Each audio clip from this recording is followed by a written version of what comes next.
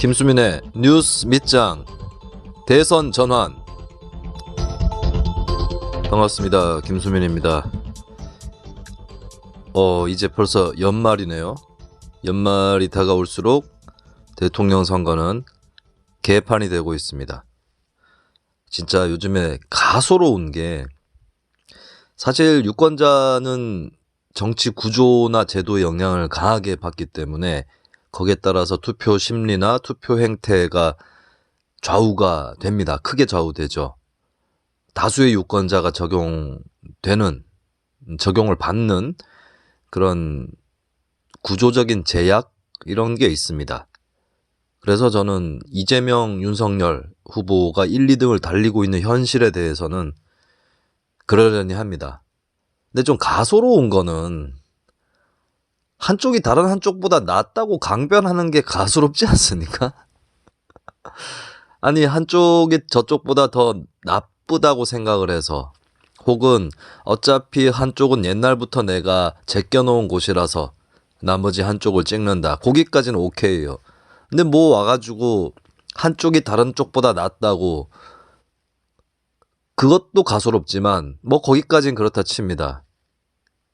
그보다 더 가소로운 거는 그냥 옳다는 거야. 그게 옳습니까? 자, 저쪽보다 옳다 치자. 한쪽이 저쪽보다 옳다 치자. 그게 옳냐고, 그게. 40점 받으나 30점 받으나 낙제인 건 똑같은 겁니다. 뭐 이런 가소로운 대선이 있어. 그러니까 알아서 그냥 찍으시라고. 뭘 죽혀 올릴 게 있습니까? 양 후보가. 네? 칭찬할 게 뭐 있어요, 칭찬할 게. 내가 지난번에 얘기를 했습니다. 뭐 이거 다시 들어보세요. 또 얘기하게 만들지 마. 지난 에피소드에 이재명에 대해서 제가 속성 좌파의 박정희 속성 얘기를 했고, 윤석열에 대해서는 급성 반문의 조국 대잡이라고 얘기했습니다. 야, 요즘에 진짜 조국 대잡이야, 윤석열은. 허위 이력 가지고 되도 않은 반박을 해놓고 뭐 뒤집어졌다고 가짜 뉴스가 수두룩, 대부분 가짜, 이 얘기를 언론이 나서서 하질 않나, 후보 본인이 하질 않나. 대부분 사실로 드러났어요. 대부분 사실로. 나 또 일일이 얘기해줘. 이거 내가 칼럼으로도 썼습니다. 궁금한 분 찾아보세요. 뉴스버스에 김건희 허위 이력은 보수판 조국 사태, 뭐 이런 제목입니다. 김수민 검색해서 보시라고. 말도 안 되는, 진짜. 나 그럴 줄 알았어요. 조국 사태 때 내가 느낀 게 있습니다. 조국 사태 때 내가 느낀 게, 민주당 쪽이 정말, 이거 뭐라 표현해야 돼? 아직까지도 그러고 있잖아요, 지금. 표창장 하나로. 안민석이가 집으로 얘기했습니다. 또 표창장 하나로라고. 뭐 하는 겁니까, 이게 지금. 조국 1심 판결 나면 어떡하려고 그래? 그때 뭐라 그럴 건데? 그럼 조국도 그 표창장 하나로 날아간 거요? 조국 동생은 징역 3년인가 받았죠, 2심에서. 좀 있으면 대법원 판결이라고 하는데, 그럼 또 그거 갖고도 표창장 하나로라고 할래? 사모펀드에다가 증거은닉에다가 웅동학원 문제에 수두룩 빽빽하게 나와 있는 거, 정경심은 웅동학원 없지만 거기에 7대 허위 스펙까지 있는 거를 표창장 하나로 아직까지 이러고 있어요. 2년 동안. 자, 그러면 내가 조국 사태 때 궁금했던 건 그거예요. 국민의힘, 당시 미래통합당, 당시 자유한국당, 얘네들은 자기들한테 그런 문제 발생하면 안 이럴까? 지금 똑같이 하고 있어, 지금. 이력서 하나로라고까지는 얘기 안 하지만 다른 식으로 하고 있다고, 다른 식으로 똑같은 수준으로 하고 있다고. 반박도 안 됐는 걸 반박했다, 지 마음대로. 그래 놓고는 가짜뉴스 수두룩. 니 그럴 줄 알았다, 니네들도. 사실 조국 사태 때도 저는 보수 진영 때문에 죽는 줄 알았어요. 왜냐하면 얘네들이 말을 하니까 사람들이 안 듣거나 돌아선단 말이야. 조국 사태 때도 제가 진짜 하고 싶었던 말은, 태극기 부대부터 해서 얘들 너희 빠져라 이거예요. 빠지라고. 광화문 집회를 열어가지고 거꾸로 문재인 정권을 도와준 거 아닙니까? 지금은 민주당이 그렇잖아요. 민주당 지들이 조국 사태를 해결 안 하니까 김건희 허위 이력을 치겠냐고. 치긴 뭘 치냐고, 지들만 그냥 휘두르고 있는 거지. 그러니까 김건희 허위 이력도 조국 사태 때 문제를 제기했던 사람이 그대로 이어서 쳐야 되는 거고, 아니 이게 어떻게 된 현실이 평론가 중에 김건희 허위 이력은 조민투다 이렇게 얘기할 수 있는 사람이 왜 나밖에 없냐고. 민주당은 그 얘기 못하죠. 내가 이렇게 얘기하니까 국민의힘에서는 민주당의 프레임이라고 하던데 민주당이 어떻게 그렇게 얘기하냐고. 어? 이 새끼들 아직까지 정신 못 차리고 나라를 그냥 이분법으로 갈라쳐가지고 지 편 아니면 저쪽 편이라고. 똑같은 거예요, 국민의힘 민주당 둘 다. 나는 살면서요, 양당이 이렇게 동시에 똑같은 수준으로 가장 나쁜 모습을 보이는 건 이번이 처음입니다. 이거는 하나의 계시입니다, 계시. 여기서 뭐 둘 중 하나를 찍으라고? 족가세요. 족가시라고요. 말도 안 되는 얘기를 하고 있어요. 에? 그리고 지지층이 똑바로 돼야 됩니다. 지지층이. 자, 윤석열 봐봐. 부산에 가가지고 전두환 옹호 발언. 그때 박수치고 난리 났죠? 그게 국민의힘 해운대 당협 보셨죠? 영상 보세요. 아, 후보님 그건 아니지 않나요? 이게 아니라 이거 이 발언 좀 위험한데? 이게 아니라 바로 박수칩니다. 기다렸다는 듯이 와! 그렇지! 전두환의 복권을 노리는 세력들이죠. 요번에도 윤석열이 전북인가 갔더니 윤석열 지지자들이 나와가지고 지지자도 나오고 반대자도 나왔죠. 반대하는 쪽에서 또 시위를 했어요. 시위를 하는 거에 대해서 뭐 찬성 반대는 할 수 있겠지만 시위하러 나온 사람한테 윤석열 후보의 지지층이 뭐라고 했습니까? 지지자들이. 야, 너 민주화 운동한 거야? 뭐 북한 쪽 사람이야? 뭐 이런 식으로 나왔어요. 너 가짜 유공자야? 뭐 이런 거. 딱 수준이 이 수준이라고.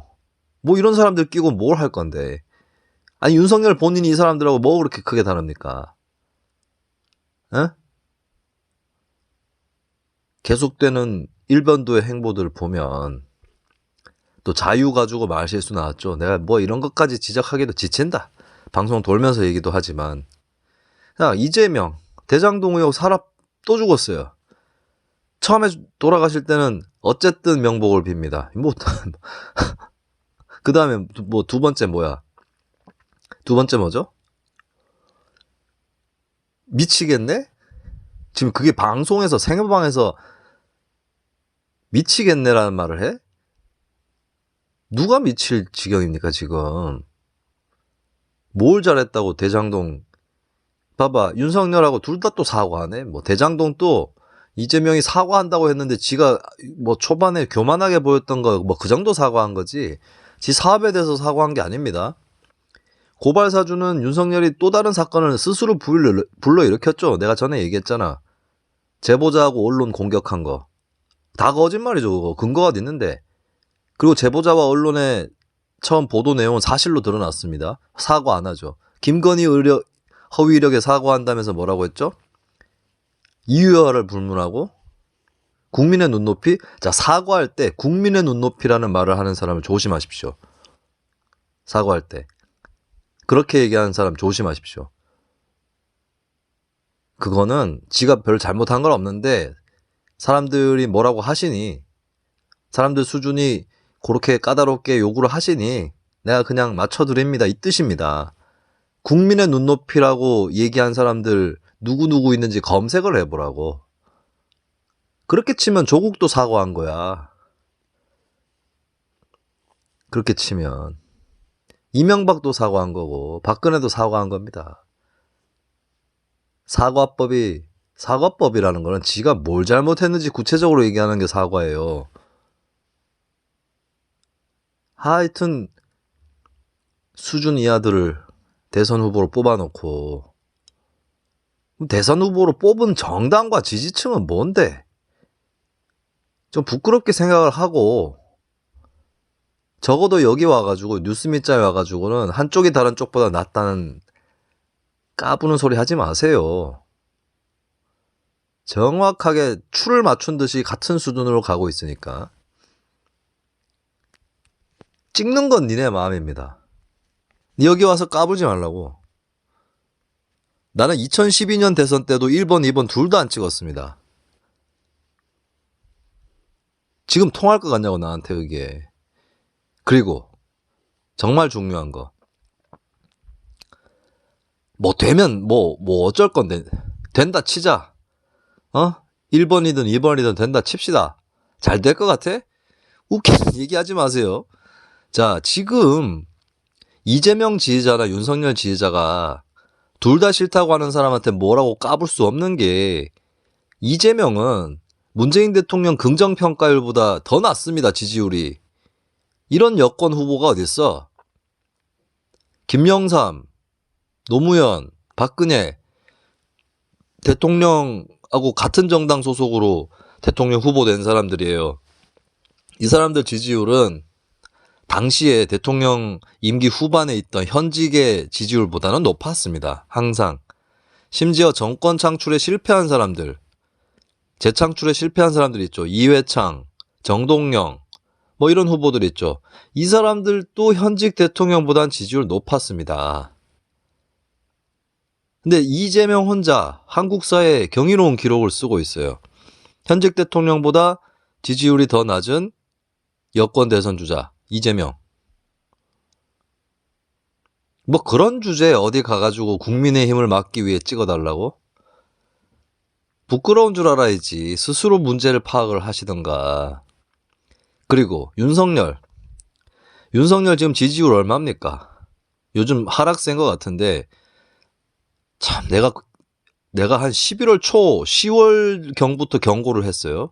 김건희 허위 이력은 조국 투 된다고. 11월 초에 내가 중앙일보랑 인터뷰한 거 보시라고. 동영상 유튜브에 올라와 있어요. 제가 얘기합니다. 윤석열 자칫하면 조국 투 된다고. 그 얘기 한 지가 언젠데 하나도 방비 안 돼 있어요.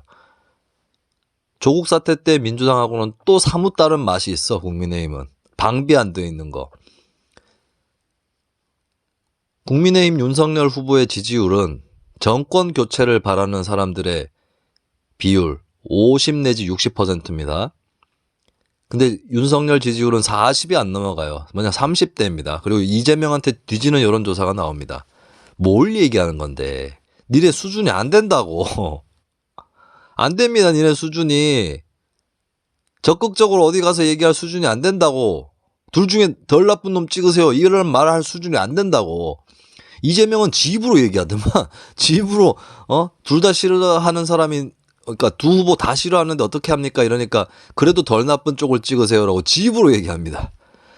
내가 이 대선 후보면 그런 질문 받으면 그런 생각을 하시게 해서 죄송하다고부터 얘기를 할 거예요. 그리고 덜 나쁜 수준이 아니라 최선의 후보로 인식될 수 있도록 노력하겠습니다. 이렇게 얘기해야지. 근데 덜 나쁜 사람 찍어주세요. 그 얘기는 지도 나쁘다는 얘기잖아. 나쁘긴 나쁜데 윤석열보단 덜 나쁘다는 얘기잖아요. 뭐 이런 식이냐고 인간들이.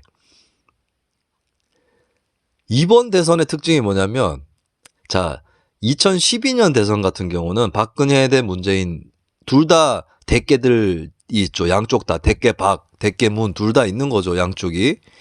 그 양쪽 다 심각했죠. 이미 그때. 근데 박근혜 문재인 그들 본인이 대깨 같지는 않았습니다. 그 사람들은 종교인 이미지였잖아. 광신도 이미지는 아니었잖아요.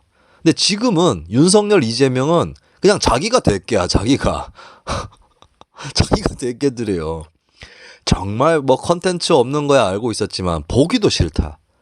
이 멋있냐고 내가 물어볼게요. 지지한다는 사람들한테 물어볼게. 내가 이게 멋있냐고. 이걸 멋있다고 얘기하는 것은 저기 뭐 극우 유튜브나 보는 인간들하고 저기 그 대깨 유튜브나 보는 인간들이겠지. 이게 멋있냐고. 니네가 생각해도 아니지 않냐? 근데 그러면은 후보를 잘못 뽑은 거야? 아니면은 그 사람들이 최선일 정도로 집단이 다 썩어버린 거야? 뭐 하나만한 질문이죠. 두 개 다 하겠죠. 이재명, 윤석열 또 민주당이나 국민의힘에서 핫바리급이겠습니까? 오죽해가지고 뽑아놓았더니 저 지경이야. 약속한 듯이 똑같이 이상한 짓 하고 말이죠. 찍고 빠는 대선입니다. 한쪽에서 찍으면 저쪽에서 빠고 저쪽에서 찍으면 이쪽에서 빠고. 참 한치의 뭐 이걸 우열을 가릴 수가 없네. 내가 이건 뭐하러 찍는데. 자, 자, 찍었다 치자. 이 상태에서 찍었다 칩시다. 한쪽은 대통령 지지율보다 지지율 낮고, 한쪽은 정권교체 지지율보다 지지율 훨씬 낮고. 자, 이 상태에서 대통령 되면 뭐가 나아지는데, 그 정권은 어떻게 되는데, 박근혜 정권 또 51.55%로 득표율 올려놓고는 막판에 한국갤럽 기준 4%까지 지지율 떨어지면서 파면됐습니다. 그 다음 문재인 정권. 초반에 국민 7, 80%가 촛불에 그 여운을 이어서 밀어줬더니 지금 다 까먹고 반가이를 했어요. 그냥 반가이 한 것도 아니고 국민의 반 이상을 적으로 돌려버리는 정권교체 지지율이 55% 이렇게 나오는 상황이 됐어요. 그럼 뭐 다음 정권 뻔한 거 아니에요? 이재명이 되든 윤석열이 되든. 그리고 문재인이나 박근혜는 지지자가 아니라 반대자가 보기에도 지지자들이 보는 이미지랑 비슷했어요. 반대자들이 봐도. 근데 지금은 뭡니까? 지금은 이재명, 윤석열은 반대자들은 다 빌런으로 생각합니다. 근데 이제 그 수준을 넘어섰어. 이제 이재명과 윤석열을 체념하면서 찍는 사람들도 자기가 지지하는 후보가 빌런이라고 생각합니다. 이게 이런 개판 대선에 뛰어들어서 둘 중에 한 명 찍으면 뭐가 달라집니까? 자, 이재명 정권이나 윤석열 정권이나 지지율 막 70%, 80% 절대 안 나옵니다. 박근혜 같은 경우도 지지율이 60% 밑으로 나왔어요. 대통령 될 때 초반에. 그러니까 51.55%로 득표를 했지만 대통령 지지율이 거기서 크게 안 오르는 겁니다. 저는 다음 대통령이 전형적인 그런 사례일 것이고, 심지어 다음 대통령은 대통령 직책 수행 초반에 50% 미만으로 떨어질 가능성이 높습니다. 한 6개월 만에 50% 미만 가고, 처음에도 60%는 넘기 힘들 겁니다. 왜? 국민을 반동가리로 쳐냈으니까. 그리고 찍지 않는 사람들은 다 싫어서 안 찍는 거예요. 조금 덜 좋아서 안 찍는 수준이 아니라 싫어서 안 찍게 만들어놨어요. 그러니까 지네들 대통령 될 수준으로만 딱 설계해 놓은 거야, 이 표밭을. 그러니까 경선 때도 각 당의 대개 지지층만을 위한 경선을 하고, 그 다음 경선 끝나니까 속 보이는 짓 하고, 이재명은 무슨 뭐 춤을 추고 다니나? 막 춤을? 여기 가서는 뭐 과세 유예 뭐 어쩌고 저쩌고. 그럼 제도를 바꾸던지. 유예는 뭡니까? 뭐야 이게? 선거 때문에 좀 밀어달라 얘기하냐? 그거 뭐 윤석열은 이 사람 저 사람 담아내요. 치가 바뀌어야지 뭘 이 사람 저 사람 담아서 무슨 백화점 전시하나? 무슨 전시 포트레이트 전시전 합니까? 무슨 정치를 미술관으로 알고 있고, 한쪽에서는 미술관 또 멋있게 전시를 하지. 이건 뭐 뒤죽박죽으로 전시를 해놓고 마구잡이로 실패한 미술관이죠. 이재명 쪽은 무슨 드라마를 찍나 봐. 자꾸 뭘 연출하려고 그래. 드라마 찍는데 식상하거나 혐오감까지 드는 드라마를 만들어서 뭐 어쩌겠다는 겁니까? 이 사람들 중에 왜 선택해야 되냐고. 자, 정치는 상대적으로 나은 사람을 선택하는 거예요. 그래서 이 사람들 말고 다른 사람 선택하면 되는 거 아닙니까? 그렇기 때문에 제3지대 연대론이 나오는 거예요. 쉽게 얘기하면 뭐냐면, 과거의 소수정당의 독자 노선은 이거예요. 1등, 2등, 뭐 저 사람들 중에 꼭 한 명 골라야 되느냐. 설령 한쪽이 낫다 할지라도 이 얘기예요. 근데 지금은 한쪽이 나은 것도 없어. 그리고 정권 만들면 그냥 엿대요. 정권 요 얘기 더 얘기해야 되겠네. 이재명 정권 되면 초반부터 작살나기 시작하는 게, 자, 문재인 정권이 별로 시원찮잖아, 평가가. 그 사람들, 이가는 사람들이 반 이상이잖아요. 그럼 이재명이 만약에 대선에서 이겼어. 곱게 보겠습니까? 끝이에요. 대통령 되는 선에서 끝이라고. 민주당이 1900이 아니라 민주당이 2016년 총선 이겼고 대통령 파면 당한 이후에 2017년 대선, 2018년 지선, 2020년 총선은 너무 압승. 이렇게까지 왔거든요. 근데 여기서 이재명이 당선이 된다? 어떻게 된다? 다음 총선은 민주당이 무조건 집니다. 너무 많이 이겼기 때문에 지난번 동안. 근데 이재명이 대통령이 된다? 그러면 사람들이 이재명 안 찍습니다. 민주당 안 찍어요. 대통령까지 돼버렸는데. 차라리 민주당은 지는 게 나을 걸, 이번 대선에서. 그나마.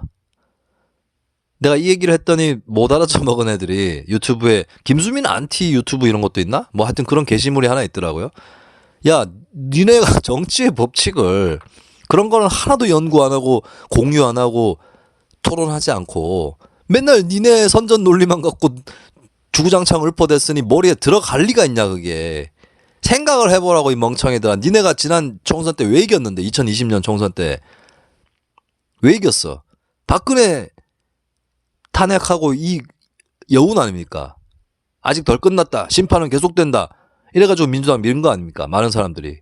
근데 쭉쭉쭉쭉 밀고 한국의 소선거구제 특징 때문에 50% 지지율을 가지고 60%의 의석을 모은 거 아닙니까? 그렇게 된 거 아니에요? 마찬가지로 다음에는 니네가 심판대로 간다고. 100%. 그러니까 2020년 총선 때 민주당이 과반이 안 됐으면 그나마 다음 총선을 해볼 만해요. 근데 이제 다 죽는 거예요. 다 죽진 않겠지 그래 뭐. 근데 100석도 안 나올 가능성이 높다. 특히 이재명이 대통령이 돼버리면. 자, 그럼 윤석열이 대통령 되면 어떻게 되냐? 와, 뭐 정권 교체가 돼가지고 뭐 문재인 정권 나쁜 것들 다 쓸어낸다 이렇게 생각하겠지. 윤석열 지금 봐봐라. 윤석열. 지금 그 집안에 나오는 거 봐보세요. 자기가 약점이 주렁주렁 있는데 무슨 문재인 정권의 적폐를 치냐고. 윤석열 대통령이 못 친다고. 못 쳐요. 자기 것도 걸려있는데 뭘 치는데. 그거는 부인과 장모의 문제라고? 윤석열은 뭐 없나? 윤석열 부산저축은행 부실수사 문제 있잖아요. 그거 부실수사 맞다고. 그 사건이 규모가 작아가지고 좀 뒤로 밀린 거다. 웃기고 있네. 그거보다 규모 더 작은 것도 수사했었고, 그리고 그 사건 같은 경우도 참고인 조사도 했고 자료까지도 확보했어. 근데 그거 조사 안 했습니다. 일단 추정하기로는 박영수 변호사가 대장동 세력, 당시에 부산저축은행에 연루된 대장동 세력의 변호사였기 때문에 전관예우를 했을 가능성은 상당히 높아 보입니다. 그리고 그게 관행 같은 것이었을 수 있습니다. 하지만 어쨌든 간에 윤석열은 잘못한 겁니다. 그거 부실수사한 거. 어디까지 고의고 어디까지 실수했는지 모르지만, 그리고 그런 역사를 안고 있는 사람이라면 두 가지 중에 하나입니다. 정치를 하지를 말든가, 그러니까 정치를 하더라도 뭐 대통령을 하지를 말든가, 도전을 하지 말든가, 아니면 대통령을 하고 싶으면 고해성사가 필요하죠. 솔직히 내가 예전에 검찰에 몸담으면서 여러 가지 기본적으로는 해야 될 것들을 못한 수사들이 있다. 내가 옛날에 뉴스미장에서도 그 얘기를 했어요. 프란치스코 교황이 지금 훌륭한 교황이지만 아르헨티나 독재 정권에 그 나쁜 짓을 그냥 넘긴 적이 있다. 침묵한 적이 있다. 그 나라의 신도들도 지켜주지 못하고. 그래서 그런 과정을 밟아 나가다가 교황이 된 거다. 결국엔 좋은 일을 하기는 하는 거다. 뭐 이렇게 얘기했어요. 그러면 우리나라에 그런, 세상에 그런 사람 많죠? 더 큰 자리에 가서 좋은 일을 하는데 그 전에 나쁜 일이나 별로인 일을 한 사람들이 있다고. 그럼 거기에 대해서 겸허하게 받아들여야 됩니다. 받아들이고 반성을 해야 큰 자리로 가서 좋은 사람으로 남습니다. 윤석열이 반성이 어디 있습니까? 한다는 얘기가 열어보면은 재미난 것들 많을 겁니다. 뭡니까 이게? 부산저축은행 문제에 민주당 니네 것도 끼어있어 라는 얘기죠.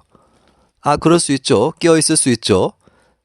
난 더 재미난 게, 그러면 그 재미난 것들을 윤석열 검사는 왜 덮으시거나 모른 척하거나 지나쳤습니까? 이 사람이 1대1로 밀실에서 만나서 으름장동을 말하고 공개적인 자리에서 사람들 듣는 데서 얘기하는 거하고 지금 구분을 못하나 봐. 그런 으름장은 민주당이랑 1대1로 만나서 놓으시고, 다 대중을 뭘로 보는 겁니까? 윤석열 후보는. 이게 정권 교체하기 위해 윤석열 밀라고? 이게 무슨 정권 교체인데?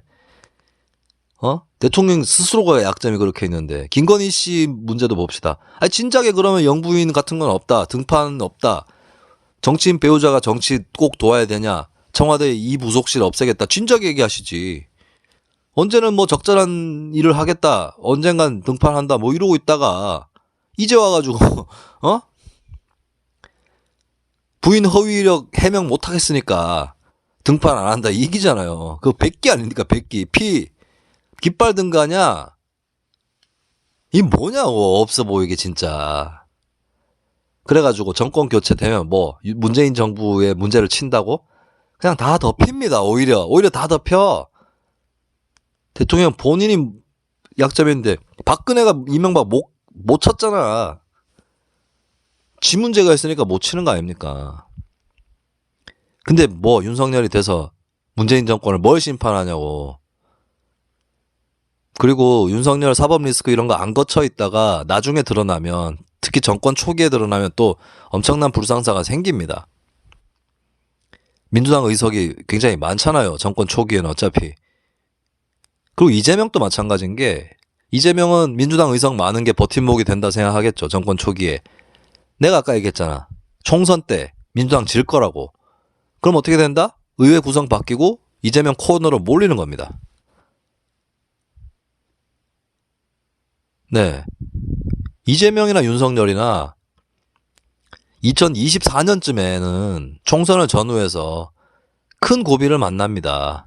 그것도 안 좋은 의미에서, 뭘 잘하다가 만나는 게 아니고 안 좋은 의미에서. 그럼 둘 중에 누가 되든 뭔 상관이요. 되는 쪽이 망할 건데, 되는 쪽이 망하고 그다음에 또 되는 쪽이 망하고 이런 식으로 또 역사가 갈 수 있겠지. 뭐 어쩌라고. 그때마다 그러면 이렇게 투표할 때 도리도리 하면서 찍을까? 옛날에 어떤 새끼가 뉴스 밑장에 댓글 달아가지고 그냥 국민의힘을 밀어야 되는데, 걔네가 뭐 국민의힘은 뭐 잘했다고 미냐 그러니까 5년마다 정권을 바꿔야 되는데요. 야, 5년마다 정권을 바꿀 거면 투표는 왜 하냐? 그냥 그 자동 예약 걸어놓지. 그리고 이 새끼는 그러면 이 국민의힘이 이길 때는 국민의힘 찍고 민주당이 이길 때는 민주당 찍겠다는 거 아니에요? 아니, 결과적으로 그럴 수는 있어, 사람이 살다 보면. 근데 이 새끼는 작정하고 그러겠다는 거 아니야? 그럼 뭐하러 해, 정치를? 자동 예약 타이머 걸어놓고 할 거면은. 그리고 그렇게 안 된다고, 이 멍청이들아. 박근혜가 5년 못 채운 거 못 봤어? 패턴이 무너지고 있다고요. 남아있는 건 계속 악순환으로 들어갈 건지 아니면 빠져나갈 건지 둘 중에 하나입니다. 그렇다면 저는, 자, 과거에 소신투표라고 하는 것은 1등, 2등은 그들이 하더라도 나는 나대로 찍을래, 이 정도 수준이었던 거예요. 제가 소신투표할 때도 그랬습니다. 근데 이번에는 조금 상황을 바꿔봐야 되지 않을까, 새로운 시도를 해봐야 되지 않을까 해서 나온 게 제3지대 연대론이에요. 그게 뭐냐, 윤석열, 이재명 혹은 이재명, 윤석열 이렇게 1, 2등 하는 게 아니라 여러 가지 경우가 있겠죠. 그 두 사람을 2, 3등으로 밀어내는 시나리오. 그리고 그 두 사람을 아예 3, 4등으로 밀어내는 시나리오. 아니면 1, 2등 중에 한쪽이라도 바꿔치는 시나리오. 2등이라도 바꾸는 시나리오. 이런 것들이 있겠죠. 그러면 새로운 인물을 쓸 거냐? 없어요. 새로운 인물 안 나오잖아, 지금. 대선 주자로 쓸 만한 새로운 인물 안 나오잖아요. 그 당 내에서도 안 나오잖아. 거대 정당 내에서도. 누가 깨고 나오기라도 하면 모르겠는데 안 나오잖아요. 이낙연, 홍준표. 이 사람들은 지는 이유가 있었죠. 이낙연, 홍준표는 최근에서야 외연 확장을 했지 진작에 안 했거든요. 원래 그들이야말로 주류 이미지를 다 갖고 있었죠. 그러다가 넘어간 거죠. 어디로 넘어갔다? 월경이란 뜻이 아니라 자기 자신한테 걸려 넘어갔다 이겁니다. 안 될 만한 이유가 있는 사람들이죠. 근데 그런 사람들이 또 양당이 2등이야. 그럼 거대 양당 밖에서 구하는 수밖에 없는 거고, 그래서 대선 전환을 외치는 전화, 이런 사람들이 심상정, 안철수, 김동연을 호명한 것입니다. 마지막 가능성이다. 근데 방법론상 혹은 경로상으로 차이가 있는 것은, 솔직히 뭐 안철수가 보수를 확 먹어버리고 심상정이 진보를 확 먹어버려서 이재명과 윤석열을 3, 4등으로 떨어뜨려버리는 시나리오. 이러면은 뭐 특별히 다른 건 없죠. 근데 이거 굉장히 어려운 거죠. 사실은 그 정도가 아니라 2명 중에 1명이라도 2등에 들어가면, 심상정, 안철수 중에 1명이라도 2등 안에 들어가면, 1명이라도 2등이라도 하면 대단한 거예요. 근데 이제 둘이 1, 2등을 한다. 뭐 이런 말씀 하시는 분들도 있습니다. 이번 대선이 이재명 대 윤석열이 아니고 심상정 대 안철수로 가는 게 낫겠다. 근데 그렇게 대진표까지 완전 그렇게 뜯어고치기는 어려운 측면이 분명히 있긴 합니다. 그러다 보니까 나오는 게 뭐냐. 일각에서 나오듯이 그러면 안시면 안철수, 심상정, 김동연이 연대를 해라. 연대해도 3등이겠지만 연대하면서 묘하게 2등으로 진입할 수도 있고 그 다음에 2등이 아니라 그냥 1, 2, 3등이 삼국지를 만드는 3분의 1씩 가르는 대3파전 접전 속에서 제3지대가 승리할 수도 있다. 이런 얘기죠. 그래서 단일화론까지도 나오는 겁니다.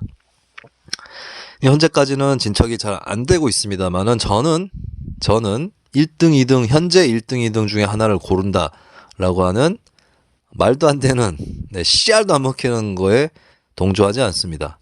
그 이유는 내가 아까 전에 다 설명했고 그게 아닌 이유는 1등이나 2등 쪽에서 내가 설명을 들어본 적이 없어요. 겨우 남아있는 건 눈금으로 재서 누가 더 나쁜지를 보겠다는 건데 그딴 건 너네나 하십시오. 눈금 그 눈 아프게 왜 보고 있냐고 내가. 어차피 둘 중 누가 되든 간에 그 정권은 엿대고 한국 정치는 둘 중 누가 되든 간에 안 되는 거면 안 됩니다. 누가 돼도 좋게 안 됩니다. 그러면 해보자. 근데 내가 마음에 드는 쪽 찍는데 조금 더 해볼 만한 판을 만들어 보자 해서 제3지대 연대 틀이 조금 생겨났던 겁니다. 저는 이쪽을 조명하겠습니다. 뉴스 밑장에서. 제가 평론가로서는 방송을 제도권 방송에 나갈 때는 제도권 방송에 나갈 때도 제가 제3지대 연대에 대해서 옹호하거나 지지하거나 그쪽에 대해서 설명해 주거나 할 수 있습니다. 근데 제가 방송 또 여러 가지 방송을 나가고 있는데 혼자 나가는 방송 같은 경우는 일방적으로 설명하면 안 됩니다. 저에 대해서 반론해 줄 수 있는 패널이 없기 때문에 혼자 나갈 경우는 해설 중심으로 하고 그리고 너무나 나쁜 거 이거는 뭐 진영을 떠나서 어느 당이 하든 나쁜 거 이런 거나 비판을 하죠. 그래서 그런 방송에서 제가 제3지대의 대변인 역할을 할 생각은 없습니다. 제가 그나마 제3지대 대변인 역할을 할 수 있는 방송은 여럿이 패널로 나오는 방송입니다. 그것도 패널 2명만 있으면 좀 힘들어요.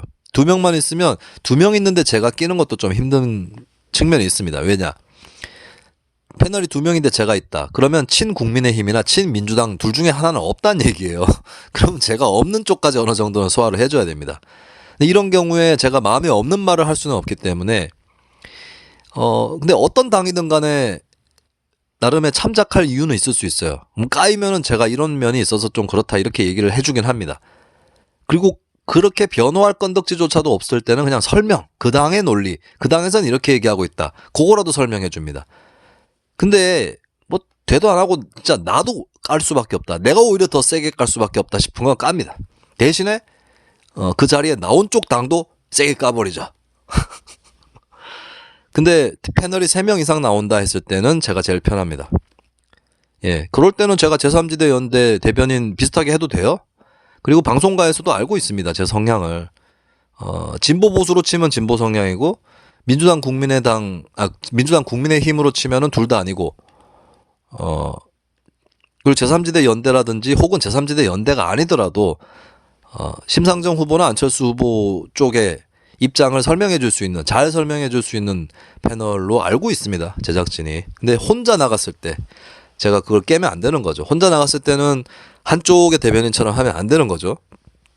차라리 인터뷰 형식으로 이 사람 제3지대 성향의 사람이다라는 거를 전제를 하고 나가면 모르겠지만 그게 아니라 뉴스 해설을 브리핑을 하러 나갔는데 그러면 안 되는 거죠. 뭐 소문이 이제 날만큼 났을 거예요. 저에 대해서 잘 모르는 사람들 사이에서도. 네. 그리고 제가 한 가지는 국민 여론을 확실하게 등에 업고 있는 게 이번 대선은 비호감 대선이다. 나쁜 대선이다라고 하는데 국민 과반이 동의합니다. 윤석열하고 이재명하고 지지율 합치면 국민 과반인 것도 맞지만 이재명, 윤석열을 지지하는 국민조차 일부도 이번 대선은 비호감 대선이고 별로다라고 생각하는 국민은 많습니다. 근데 저는 이분들을 대변하는 거예요. 그렇기 때문에 근데 저처럼 얘기할 수 있는 사람이 별로 없습니다. 다들 한쪽 편을 들고 있는 사람들이 많으니까. 근데 그런 사람들과 제가 다르니까 그나마 제도권 방송에서도 안심하고 부르는 것이고, 또 제가 그냥 합니까? 단순히 양비론으로 합니까? 예, 제가 후두룩 까는 거, 예, 제 솜씨 따라갈 사람 별로 없습니다. 민주당이 국민의힘 까는 거 보면 가수로워요. 내가 훨씬 잘 깝니다. 국민의힘이 민주당 까는 것도 가수롭습니다. 내가 훨씬 잘 깝니다. 그리고 이제 사실 저 같은 사람이 온 방향에서 살을 맞는 사람인데 날려봐야 소용없잖아. 지난 2년 동안 지켜봤잖아. 조국기 부대가 나보고 자유한국당이니 국짐이니 했는데 어떻게 됐습니까? 어? 국짐이랑 비슷해진 건 니네 조국기 부대 아닙니까? 변절보다 변질이 더 무서워요. 앉은 자리에서 변질되는 게. 그리고 국민의힘도, 자, 오세훈이가 보궐선거 이기기 전까지는 좋았지. 이기고 나니까 이제 정신 못 차린 본색들을 슬슬 드러내면서 여기도 대개 윤 나오고 이제 하고 자빠졌는데, 니네도 결국에 민주당이랑 수준 똑같잖아. 근데 자, 자기 문제를 정리 못한 사람들이 상대방 깔 수 있습니까? 못 가잖아. 그러니까 민주당은 윤석열 보고 조국 투라고 얘기 못 하잖아요. 그리고 국민의힘은 이재명 보고 박정희 수제자라고 얘기 못 하잖아. 그렇게 얘기할 수 있는 사람 누굽니까? 저라는 거죠. 제가 잘났고 못났고의 문제가 아니라 제가 안 죽고 있는 게 그 이유입니다. 그냥 저는 제 소신이나 양심대로 살았어요. 그 소신이나 양심이 보잘것없다고 칩시다. 어쨌든 그렇게 살았습니다. 그런데 그렇게 살았더니 또 이런 날이 오는 거예요.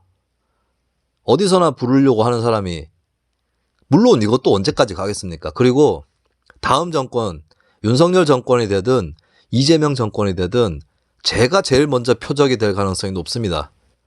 또 블랙리스트 이런 거 만들지 모르겠어요. 근데 뭐 보셨잖아요. 제가 블랙리스트에 있어가지고 제외됐습니까? 대깨들이 공격해가지고 하차했지. 저는 별로고 있어요. 둘 중에 한쪽 누가 정권을 잡든 간에 저를 흔들려고 할 겁니다. 자, 그러면은 만약에 국민의힘 정권이 됐어.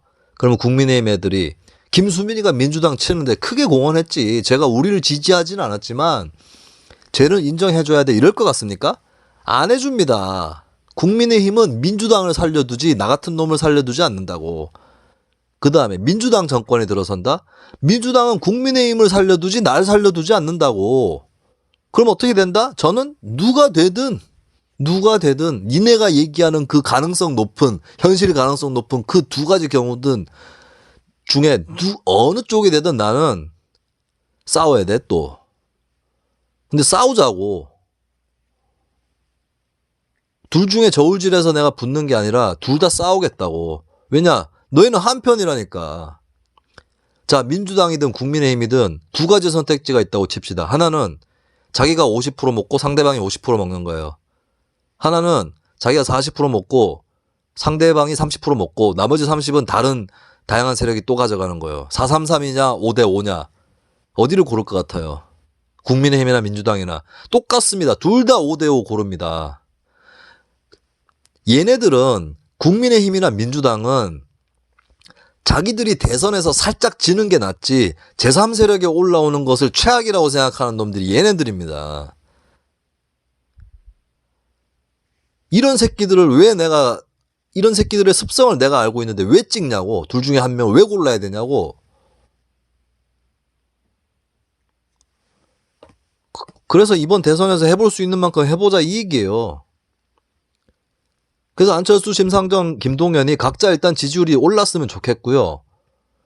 각자 올리고 나서 단일화를 할지 아니면 단일화를 먼저 한다고 신호탄을 쏴가지고 판을 만든 다음에 지지율을 올릴지, 이 방법은 사람들마다 의견이 좀 갈릴 수 있지만 적어도 저는 그냥 이 세 후보가 윤석열, 이재명보다 잘 됐으면 좋겠습니다.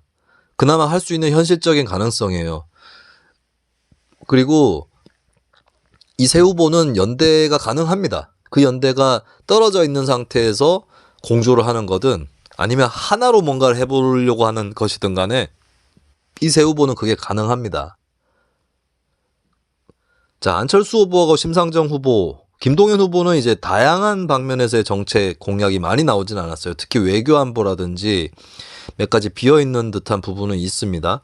근데 이 사람은 이제 공약을 디테일하게 낼 수 있는 사람이고, 김동연 후보의 경제 정책들을 보면 좌파적 요소와 우파적 요소들이 섞여 있어요. 그리고 결정적으로 김동연 후보는 분권형 대통령제와 연동형 비례대표제, 이 선거제도 및 정치 체제 개혁을 지향하는 후보입니다. 이 점에서 이미 안철수, 심상정 두 후보와 닮아 있는 것이죠.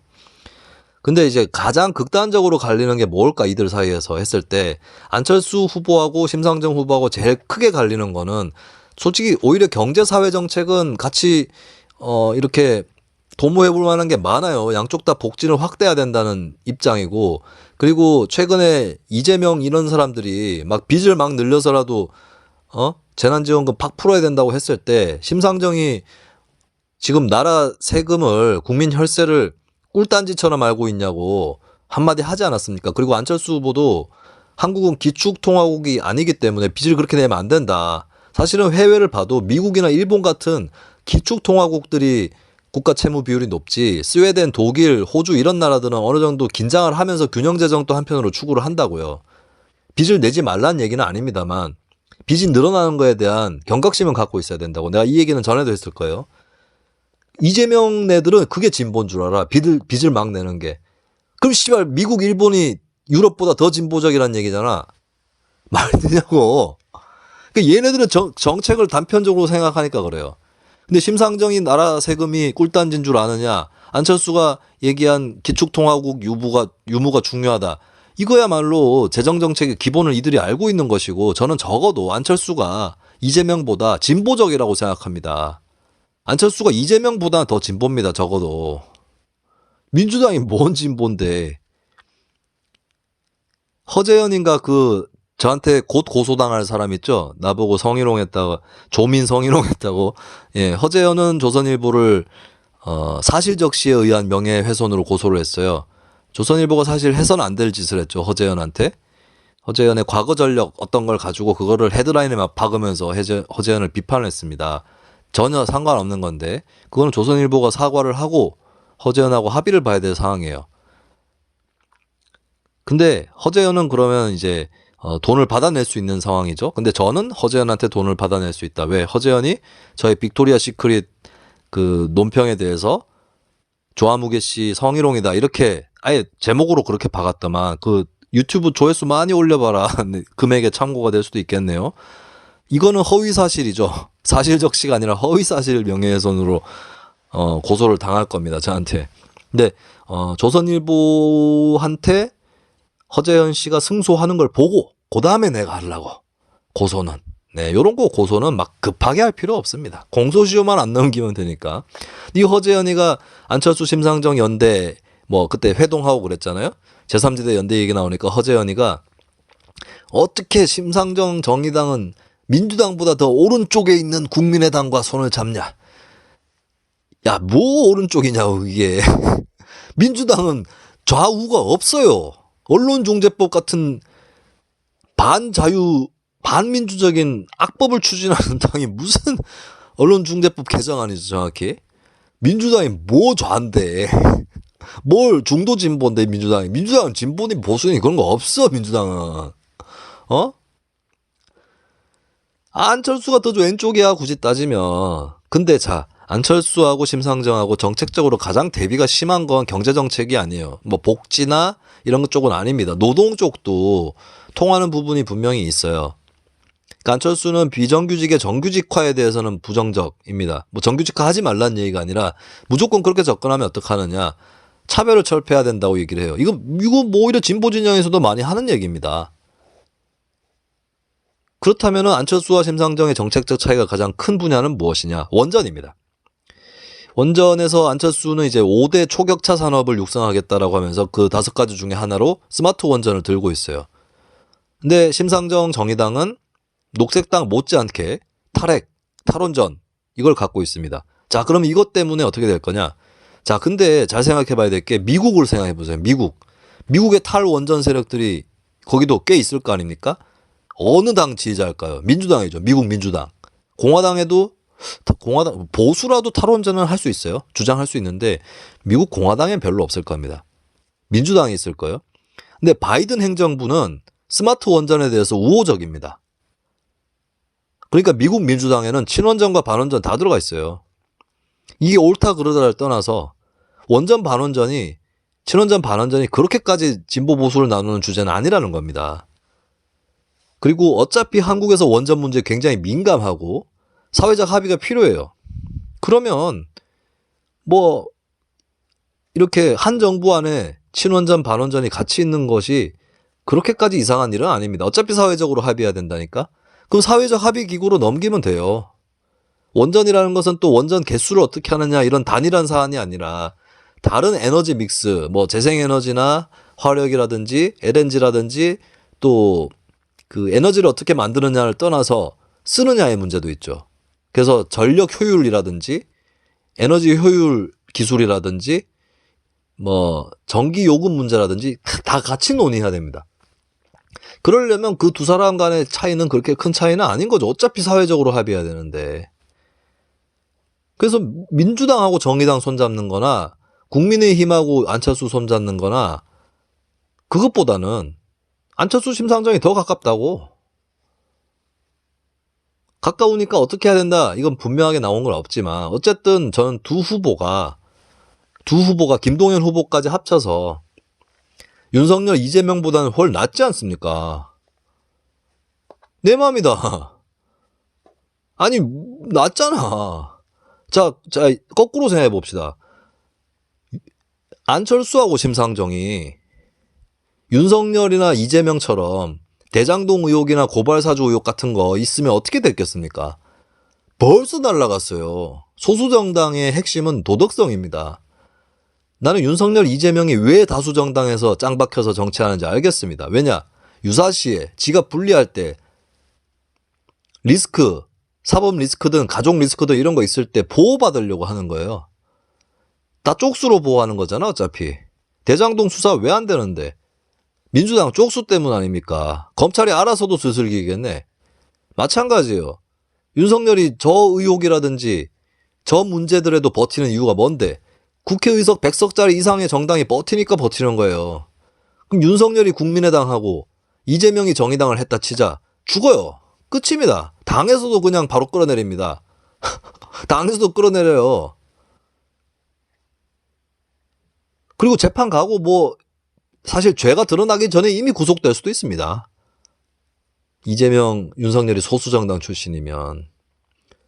그렇게 본다면 소수정당 생활을 오래 해왔던 심상정, 안철수는 얼마나 훌륭한 사람들입니까? 가족 리스크만 견뎌보라고. 사실 가족이라는 게 말처럼 쉽지 않죠. 저는 이재명 후보 아들이 도박을 했다고 해서 이재명 후보의 결격 사유를 하거나 이재명 후보가 자식도 저렇게 했는데 나라를 어떻게 다스리냐 이렇게까지 생각하지는 않아요. 아시잖아요. 많은 분들이. 부모 된 분들도 아시고 자식 된 분들도 아시잖아요. 그 마음 같지 않다는 거, 서로 간에 마음 같지 않다는 거 잘 아시잖아요. 그리고 여러분들도 몇몇 사례들을 봤을 겁니다. 사회적으로 일도 잘하고 처신도 잘하고 도덕적으로 살고 있는 사람도 가정에서는 굉장히 고민이 있거나 이런 분들이 있죠. 예, 이 마음처럼 안 되는 거거든요. 그래서 이해는 합니다만 가족 문제만 있냐고. 중요한 건 가족 문제만 있는 거면 다 이해합니다. 이 뭐냐고 이게. 그리고 대응하는 꼬라지가 어떻냐 이겁니다. 윤석열 후보 마찬가지고. 내가 다 얘기 안 해도 되죠? 그것만 봐도 심상정, 안철수, 김동연 후보가 훨 낫다는 겁니다. 그래서 아까 내 맘이다라고 했죠 제가. 그들이 훌륭하다고 하는 판단하는 게 내 맘이다라는 뜻이 아니라 내가 훌륭하다고 판단을 했기 때문에 찍는 건 내 맘이란 거예요. 저는 많은 분들이 그런 선택을 해줬으면 좋겠습니다. 지지율 좀 낮으면 어떤데? 힘 있는데 붙어가지고 스스로 쪽팔릴 행동 하실 겁니까? 장담하는데 이재명이나 윤석열 찍으면 나중에 그 사람 찍었다고 말 못할 날 나옵니다. 그렇잖아요. 막 여론조사로 물어보면 그 대통령 찍었어요 안 찍었어요 그러면 그 임기 초반에는 대통령 지지율이 예를 들어 40%라 치자. 대통령 선거 때 지지율이. 막 50 몇 퍼센트, 60% 가까이 나와요. 그 사람 찍었다는 사람이. 근데 정권 후반기로 가잖아요. 막 한 30% 이렇게 나옵니다. 자기가 찍어놓고 부끄러워서 말을 못하거나 찍었다고 말을 못하거나 아니면 부끄러워하면서 말을 하는 그런 상황이 돼보고 싶냐고. 제가 박근혜 탄핵 국면 때 구미시 어느 식당에 가가지고 친구하고 밥을 먹는데 한산해요. 그날은 한산했어요. 점심때였는데 옆에 커플로 보이는 사람들이 수근수근 소곤소곤거리고 있더라고요. 수근수근이 아니라 뉴스를 훌쩍 보더니 그 여자분이 오빠도 박근혜 찍었나? 그러니까 남자분이 이러더라고요. 부끄러워서 그러시는 거예요. 사실 너무 부끄러워하실 필요는 없습니다. 그렇다고 문재인 지지자가 박근혜 지지자한테 뭐라고 할 그게 됩니까? 지금 또 거꾸로 되고 있는 거 아니야? 또 한편으로는. 근데 쪽팔릴 짓 나는 하기 싫어요. 내 스스로한테 쪽팔릴 짓 하기 싫습니다. 사실 투표는 비밀이죠. 하지만 비밀이더라도 쪽팔릴 짓 하기 싫고 난 그렇게 살아왔습니다. 저는 투표 때마다 최선이라고 생각하는 데 찍었어요. 어차피 최선이라는 개념도 상대적인 최선입니다. 자꾸 뭐 훈계하듯이 투표는 상대평가라고 얘기하는데 나도 상대평가한 거라고. 그중에서 상대평가한 거라고.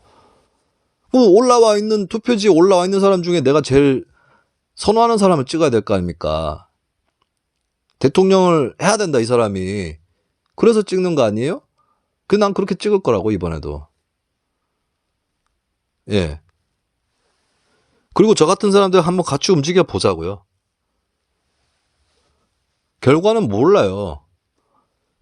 저는 이겁니다. 저는 심상정, 안철수, 김동연 중에 3명 중에 1명은 남아있을 거예요. 단일화 한다 만다 이러고 있는데 1명은 남아있을 겁니다. 1명은 남아있을 거예요. 최소. 네, 그 사람 찍을 겁니다. 그리고 3명 중에 2명 이상이 남아있다. 더 훌륭하게 남아있는 사람을 찍을 겁니다. 뭐 저를 아시는 분은 아무래도 김수민은 그럼 심상정으로 찍겠네. 진보 성향이니까. 꼭 그렇다는 보장은 없습니다. 꼭 그렇다는 보장은 없어요. 이번 선거를 김동연 후보나 안철수 후보가 심상정 후보보다 더 훌륭한 모습을 보여주고 내 마음을 움직이면 저는 그분들을 찍을 수도 있습니다. 근데 누구를 찍느냐가 중요한 게 아니라 말도 안 되는 실력을 갖고 있는 사람들이 양강으로 지금 지배를 하고 있는 건 용납할 수 없다는 거예요. 그렇기 때문에 저는 그나마 있는 현실적 가능성, 저야말로 현실적 투표를 하는 거예요. 현실적 지지를 하는 겁니다. 그게 아니면 진짜 내 생각과 너무 닮은 어떤 훌륭한 리더를 밀어가지고 진짜 정치판에 혁명 일으키듯이 한번 해보고 싶어요. 근데 그런 날이 안 온 것인지 그런 사람이 없는 것인지 모르겠지만 그렇다면 지금 현재 쓸 수 있는 선택지 중에 그나마 뽑아서 쓰는 겁니다. 그것이 바로 안철수, 심상정, 김동연입니다. 아시겠죠? 그리고 선거 사실 많이 남은 것 같아요. 지금 거대 양강 후보들이 찍고 빠는 거 보는 거 너무 지치거든요. 많이 남았어요. 이거 며칠 남았어요 이제. 많이 남은 거예요 이거는. 그럼 가만히 있을 거냐고 그동안에. 그리고 이번 대선은 누가 돼도 상관없어. 대선 이유가 중요한 거예요. 치고 나갈 수 있는 활주로가 필요하다고. 대선 끝나고 나서 야 결과가 역 같으니까 활주로를 만듭시다 이럴 거예요. 지금 이룩해야 됩니다. 지금 뜨기 위한 준비를 해야 돼요. 2024년 총선 때 기회가 올 수도 있고 2027년 대선 때 기회가 올 수 있습니다. 그래서 포기하면 안 된다. 각가지 방법론은 조금씩 다를 수 있겠지만 가는 경로는 노리고 있는 경로는 다를 수 있겠지만 그래도 지금 현 양강 대결은 안 된다라고 생각하는 분들은 좀 모여야 됩니다. 얘기해야 됩니다. 토론해야 됩니다. 그렇습니다. 그리고 최근에 보니까 윤석열 후보가 TV토론을 기피하고 있다라고 하고 민주당은 또 법제적으로 아예 TV토론, 대선 토론을 7번 이상 하도록 법을 고친다 이러고 있는데 솔직히 이재명은 뭐 토론 잘하나? 이재명이 뭘 토론을 잘해요? 말 한마디 한마디 빠고 있는데 지금. 윤석열이나 이재명이나 뭐 토론 솜씨는 거기서 거기지 뭐. 윤석열 손에서 왕 나오면은 이재명 발에서 발연기 나오고 뭐 그런 거죠. 얘네들 말 뭐 별로 들을 것도 없어. 국민의힘이랑 민주당이 지금까지 했던 걸 봐요. 공약이 중요해? 지금까지 뭘 했는지가 중요한 거 아니에요. 그나마 공약을 들어줄 만한 건 지금까지 자신들 공약을 충분히 펴 보이지 못한 소수정당일 것이고, 저는 심상정, 김동연, 안철수가 따로 모여서 토론하면 좋겠습니다. 그게 훨씬 지적이고 생산적이고 품격 있을 거라고요. 저기 뭐 쟤들 빼자고. 나중에 어차피 볼 건데 뭐 대선 본선 때 가가지고 어차피 TV 토론 때 다 볼 건데 쟤들 빼고 이 후보들끼리라도 좀 모였으면 좋겠습니다. 자, 그리고 뭐 제3지대 얘기하면 허경영 얘기하는 사람들이 있는데, 허경영은 제0지대입니다. 그리고 허경영은 하늘궁을 만드는 순간 본인이 사이비 종교라는 것을 공표한 겁니다. 그리고 허경영한테는 득표율이 중요한 게 아니에요. 이 사람은 선거라고 하는 합법적 공간에서 홍보를 다 한 다음에 하늘궁의 신도를 늘리고 하늘궁의 재산을 늘리는 것이 이 사람들의 목표입니다.